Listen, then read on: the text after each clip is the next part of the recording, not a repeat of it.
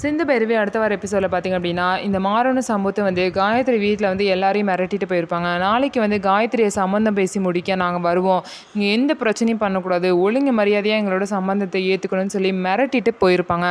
அந்த நேரம் அங்கே ஆறுமுகம் வந்து இருக்க மாட்டாங்க. இருந்திருந்தால் பெரிய பிரச்சனையாகவே ஆயிருக்கும். சிவா தான் பார்த்திங்க அப்படின்னா, இதை வந்து நான் போலீஸ்கிட்ட சொல்கிறேன், அவங்க பார்த்துப்பாங்க, நீங்கள் கவலைப்படாதீங்கன்னு சொல்லிட்டு அன்னபூர்ணிக்கு நம்பிக்கை கொடுத்துட்டு போகிறாங்க. அது மட்டும் இல்லாமல் ஆறுமுகத்துக்கு இந்த விஷயம் தெரிய வேணாம், தெரிஞ்சால் பெரிய அடிதடி சண்டையாக ஆயிரும்னு சொல்லிட்டு எல்லாருமே வந்து பேசிக்கிறாங்க. இன்னொரு சைட் பார்த்திங்க அப்படின்னா, சிவா கிட்ட வந்து இந்த மாதிரி ஸ்னேகா வந்து எப்போ வந்து சிந்துவை டிவோர்ஸ் பண்ண போகிறேன், உனக்காக நான் வெயிட் பண்ணிகிட்டே இருக்க முடியாது சிவா அப்படின்னு சொல்கிறாங்க. ஒன்று நான் வெயிட் பண்ணவே சொல்லலையே, உன் வாழ்க்கை எப்படி இருக்கணுமோ நீயே அமைச்சுக்கோ அப்படின்னு சொல்லிட்டு சிவா வந்து ஸ்னேகா கிட்ட சொல்கிறாங்க. உடனே ஸ்னேகா வந்து சிவா கிட்ட, என்னை மற்ற பொண்ணு மாதிரி நினச்சியா சிவா, காதலிச்சவன் கிடைக்கல அப்படின்னா வேற ஒரு வாழ்க்கையை பார்த்துட்டு போகிற பொண்ணு மாதிரி, அப்படியெல்லாம் நான் போக மாட்டேன். நான் நினச்ச விஷயம் கிடைக்கிறதுக்கு நான் என்ன வேணாலும் போவேன், என்ன எல்லைக்கு வேணாலும் நான் போவேன். அது மட்டும் இல்லாமல் சிந்துவை வந்து நல்லாவே வாழ விடவே மாட்டேன். சிந்துக்கிட்ட கூட நான் பேசினேன், அவங்ககிட்ட சொன்னாலா அப்படிங்கிறது எனக்கு தெரியல. உன் மேலே நான் கேஸ் போடுவேன்னு சொன்னதே வந்து சிந்து உன்னை விட்டு போகணும் அப்படின்னு சொல்லிட்டு தான்.